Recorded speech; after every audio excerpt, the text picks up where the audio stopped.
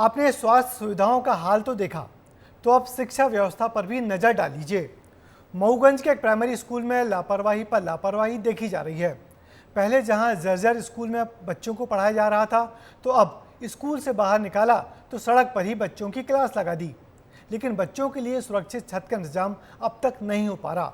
देखिए दम तोड़ती शिक्षा व्यवस्था को लेकर हमारी ये खास रिपोर्ट। लापरवाही पर लापरवाही, पहले जर्जर भवन में पढ़ाया, अब खुले में बैठा दिया।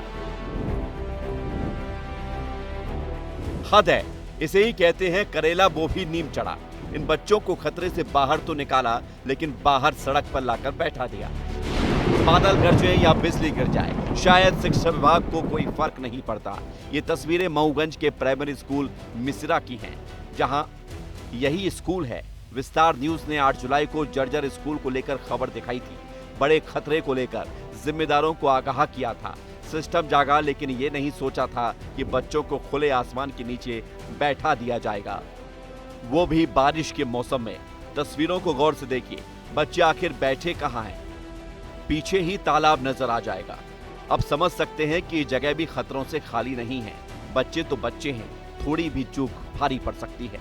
अब पढ़ाई का भी सुन लीजिए। मौसम बारिश का है, जब पानी गिरता है तो बच्चों को घर भेज दिया जाता है, यानी छुट्टी का ये सिलसिला अभी 2 से 3 महीने चलता ही रहेगा। क्योंकि आए दिन हमारे विद्यालय मिसरा गिरती रहती है, इसलिए हमें बैठाने के लिए वर्जित कर दिया गया है। विभागीय वीओ साहब, संकुल प्राचार्य बीआरसीसी आए थे, बोल गए कि विद्यालय बहुत जर्जर है, गिरने की स्थिति में है, तो आप विद्यालय बाहर खुले में बैठाइए। जब पानी गिरने लगे या कि गिरने की संभावना हो तो बच्चों को छोड़ दीजिए। आप बाहर कब से बैठ रहे हो? आज से 1 हफ्ता हो गया। अच्छा, जब बरसात आ जाती है तो क्या करते हो आप लोग? घर चले जाते हैं। बच्चे भी दहशत में हैं, शिक्षक भी डरे हुए हैं और लोगों को भी चिंता सता रही है। जहरीले कीड़े निकलने का डर है, तो मऊगंज जिले में हाल में बिजली गिरने की घटनाओं ने भी लोगों की चिंता बढ़ा दी है। खुले आसमान के नीचे तो हैं तो बचे हैं। अगर आसमान जो बना हुआ था छाया उनके लिए, उसके नीचे जाते तो पता नहीं बचते कि नहीं बचते। केवल एक गांव की बात नहीं है, एक शिक्षा माफिया के इशारे पे प्रायोजित प्रयास है कि सरकारी शिक्षण संस्थान बंद हो जाए, जिससे एक मिट्टी खोदने वाला, रिक्शा चलाने वाला, खेत में काम करने वाला व्यक्ति मजबूरी में प्राइवेट स्कूल में अपने को बच्चों को भेजे। कई दिना सालन हो गया, स्कूल क्षतिग्रस्त ही है। लड़कन का बड़ी दिक्कत थी, खतरा हरदम बना रहा था। चाहिए थे कि शासन प्रशासन से मदद हो जाए तो स्कूल लागे लड़कन का बड़ा दिक्कत थी। पेड़ पौधा तरह लगावा था, माँ बारिश के समय बंद हो जाती स्कूल। शिक्षक बेचारा परेशान हम। एक तरफ लापरवाही, दूसरी तरफ बेपरवाही। जी हाँ, जब हमने अधिकारियों से बात की तो उनका जवाब हैरान कर देने वाला था। उन्हें तो खबर ही नहीं है। अब ये आपके माध्यम से आ रहा है मिसरा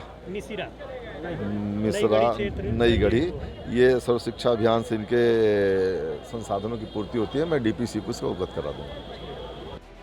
इन तस्वीरों को ठीक तो नहीं कहा जा सकता। ये तो वही बात हुई ना कि कुएं से निकालकर खाई में फेंक देना, क्योंकि खुले आसमान के नीचे सड़क पर बैठा देना कोई समाधान नहीं है।